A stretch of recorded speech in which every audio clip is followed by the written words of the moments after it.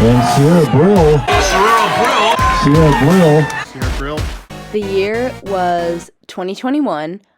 I was using like every ounce of my being to rip through the last mile of the Big West Conference Championship 5K.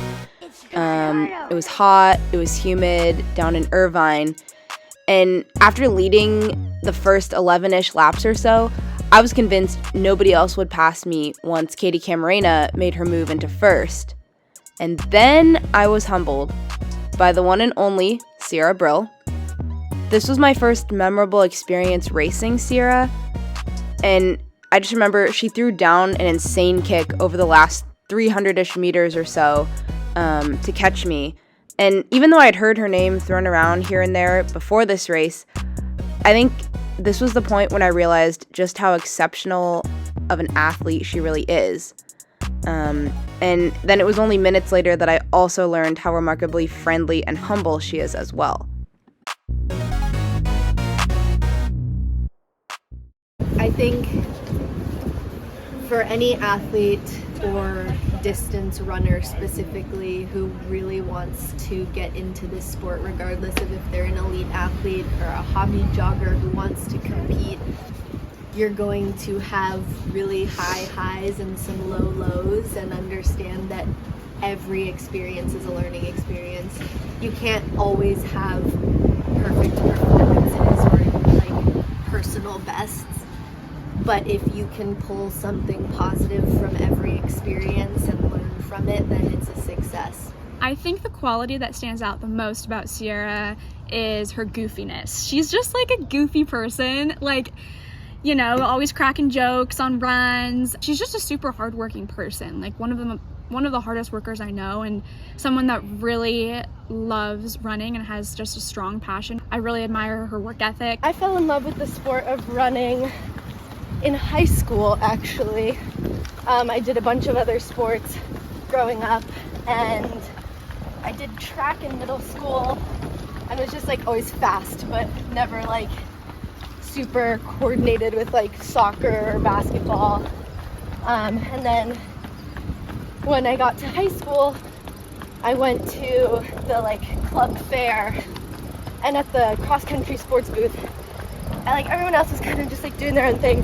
Cross country was so loud and boisterous, and like I remember a senior on the team who I later got to be friends with and a sophomore on the team were like campaigning and screaming at the top of their lungs, "Do you want to be a champion?" I was like, I want to be a champion. So I went to the first practice. Like, I'd never run for running's sake before, and then went on a run with like the new freshmen and some of the like JV boys and varsity girls, and they're all like, "You're really good at this," and I was like, I feel so tired, but I love it. That girl could just like run and run and run and run just because she just loves it, and I think that's super inspiring. Getting to push myself in a very like pure way and compete for these new friends, and I think that's just like that was the start of like, wow, this is just so purely me, like pushing myself, and it still helps my team. Is like me doing my best helps the group. Sierra competed all 4 years for the Cal Poly Mustangs, holding PRs of 2:17 in the 800, 4:28 in the 15, 16:34 in the 5K, and 34:42 in the 10, helping her team take 2 conference titles during her career there, all before moving on after college to join the coaching staff at SF State.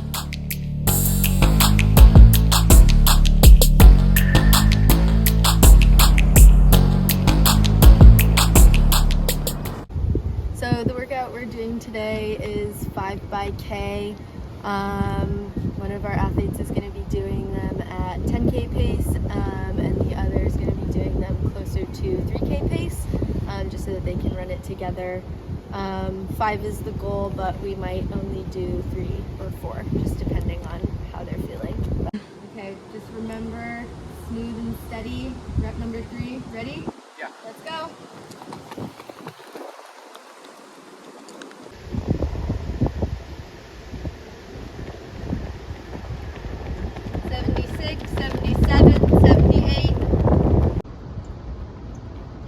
Nice and smooth all the way through. 19, 20. I knew that I wanted to be a coach pretty early on. Whenever anybody asked what my ideal career was, it was like a year-round summer camp counselor, and that's basically what coaching is, just with a little bit more specific preparation, I guess. And I love the athletes and I love coaching. It feels like what I was built to do, and I really enjoy being out here with them every day. You guys ready? Yep. Yeah. All right, go.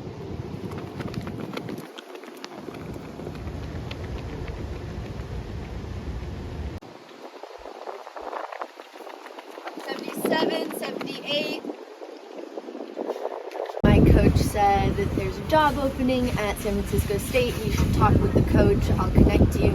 She connected me, and I was like, I'll talk to him. I really don't want to come back, though, to San Francisco because I'm from here. I want to go and live in other places and try other things.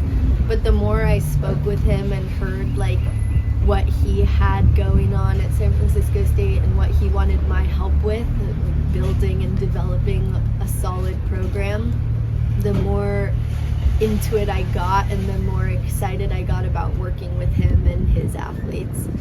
And so I decided to come back to my hometown, which, like, I definitely took for granted. Like, it's actually a really cool place to be. Sierra, how does it feel to be so recently removed from college and already coaching college-age athletes again?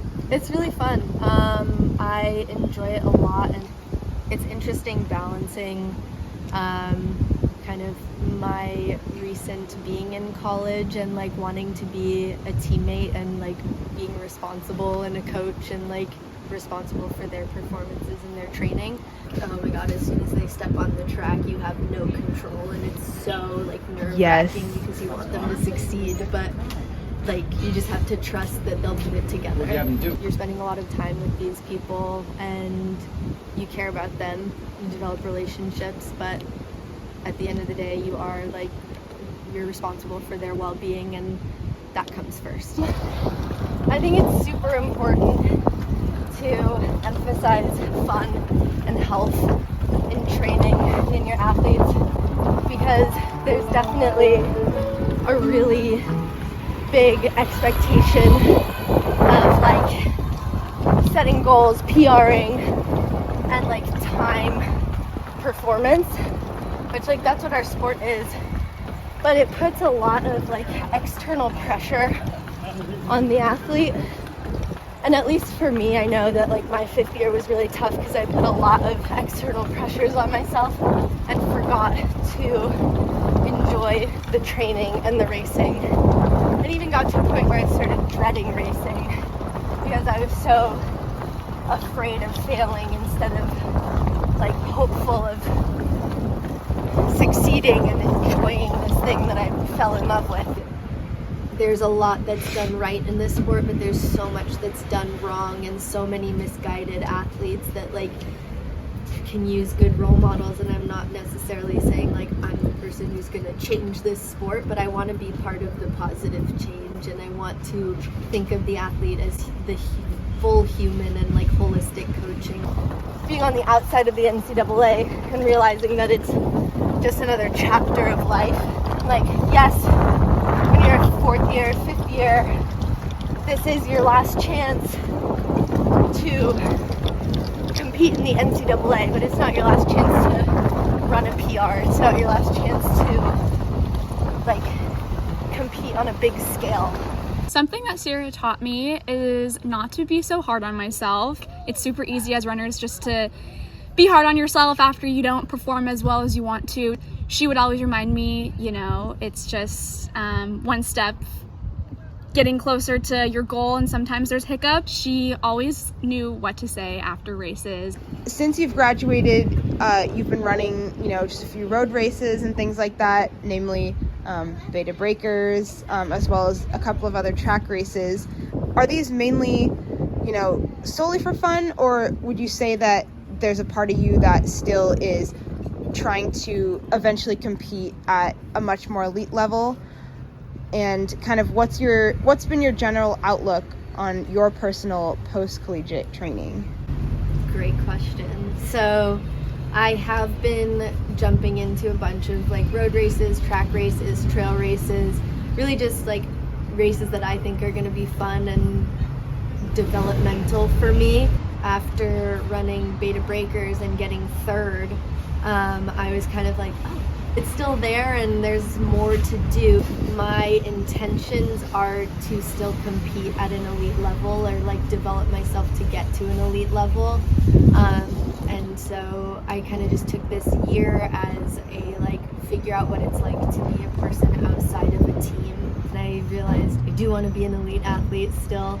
Sierra recently joined Peninsula Distance Club out of San Francisco and has some big aspirations for her career moving forward.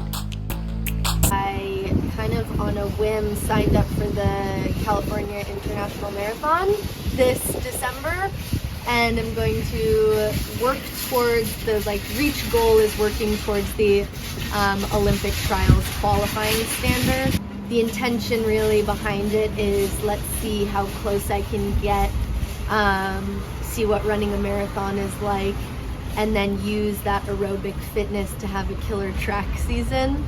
And if I run the Olympic qualifying standard or the trials standard, then I will get to race another marathon and have a trials under my belt for 2028.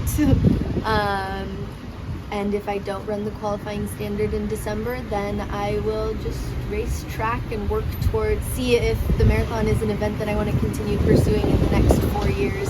So I'm trying to think long term.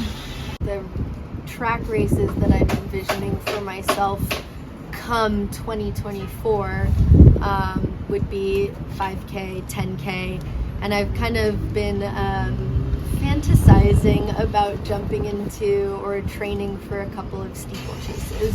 So I've never raced the steeplechase before, but the main focus will still likely be 5K, 10K, but after December it might be marathons. Growing from my most difficult year as an athlete, from 5th year to post-grad, I've taken a lot of time off from running and coming back to it. I started running again when I think school started last August, but it was kind of like frantic training, which is like just not healthy. And then finally like, oh, I found that if I just run when I want to run and pace my fastest female athlete, who is an 18-minute 5K runner, that'll be very fulfilling for me emotionally. And so I did that once track season started. Our team hosts the Mike Finelli Track Classic every year, and so I figured that would be a great place to try and run a 5K. Had only been doing tempos and workouts at 18-minute pace, and I ended up running the fastest opening 5K I've ever run in like any track year that I've competed in. And it was from like under training and just being in the mindset of like, I'm going to race, the outcome doesn't matter, you're here. And if like, I was so nervous, but I was like, you cannot drop out, you cannot not race, you have to do this race, and if you hate it, you never have to do it again, but you have to do this one.